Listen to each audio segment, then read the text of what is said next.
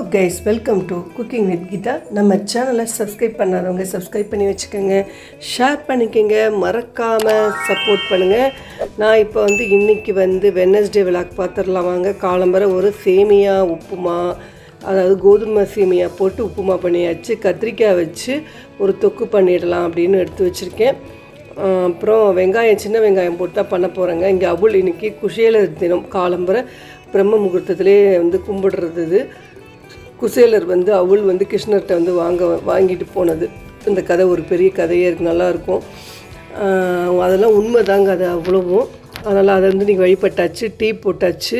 இன்றைக்கி சீக்கிரமே முடிச்சுட்டுங்க. கோயில் போய்ட்டு வந்துட்டேன். அப்புறம் கத்திரிக்காய் போட்டு நறுக்கி வச்சுருக்கேன். கூட்டு பண்ணியாச்சு, ரசம் பண்ணியாச்சு. 7:30 சமையல் பண்ணிவிட்டேன் இன்றைக்கி சீக்கிரமே.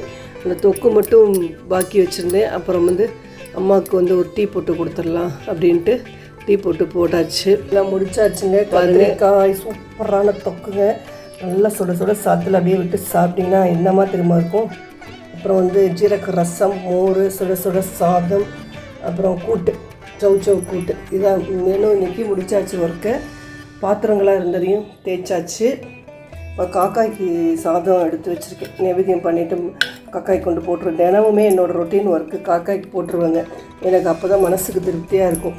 காக்காய்க்கு கண்டிப்பாக போட்டுட்டு சாப்பிடுங்க. அவ்வளோ குடும்பத்துக்கு தோஷங்கள் இருந்தாலும், அதாவது கஷ்டங்கள் இருந்தாலும் காக்காய்க்கு போட்டுட்டு சாப்பிட்டா அவ்வளோ நல்லதுங்க. பித்ருக்கள் ஆசீர்வாதம் கண்டிப்பாக ஃபேமிலிக்கு இருக்கணும்.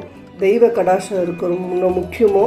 அதே மாதிரி முன்னோர்களோட ஆசீர்வாதம் நம்ம ஃபேமிலிக்கு முக்கியம். கண்டிப்பாக அது பித்ருக்களுக்கு செய்ய வேண்டிய காரியத்தை நீங்கள் தெய்வத்துக்கு செய்யாட்டி கூட பித்ருக்களுக்கு கண்டிப்பாக செய்யணுங்க. அப்போ தான் நம்ம குடும்ப சந்ததிகள் நல்லாயிருக்கும்.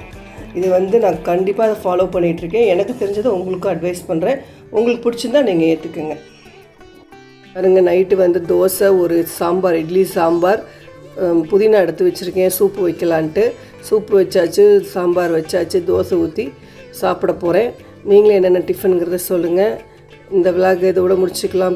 அதாவது பெருக்கி தொடச்சி கோலம்லாம் போட்டு சுவாமிகிட்ட மாற்றி, இல்லைன்னா மார்கழி மாதம் சீக்கிரம் எழுந்திருக்கிறதுனால காலம்பரை கோவில் போகிறனால சீக்கிரம் நைட்டே எல்லாமே பண்ணி வச்சுக்கிறேங்க. இந்த விளாக் இதோட முடிச்சுக்கிறேன். நாளைக்கு தர்ஸ்டே விளாக் பார்க்க டாட்டா.